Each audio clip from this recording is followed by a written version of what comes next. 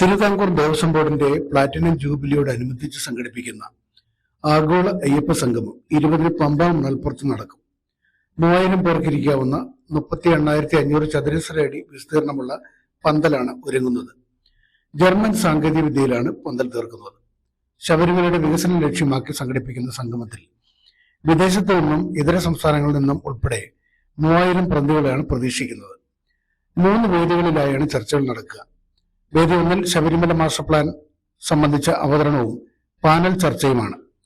2ഉം 3ഉം വേദികളിൽ spiritual tourism, ശബരിമലയിലെ തിരക്ക് ക്രമീകരണവും മുന്നൊരുക്കവും എന്നീ വിഷയങ്ങളാവും ചർച്ച. ഇരുവരും രാവിലെ 10:35 മുഖ്യമന്ത്രി പിണറായി വിജയൻ ഉദ്ഘാടനം ചെയ്യും. ഒപ്പം സമീപന രേഖയും അവതരിപ്പിക്കും. വൈകിട്ട് ചർച്ചകളുടെ ക്രോഡീകരണവും അവതരിപ്പിക്കും. Positive news.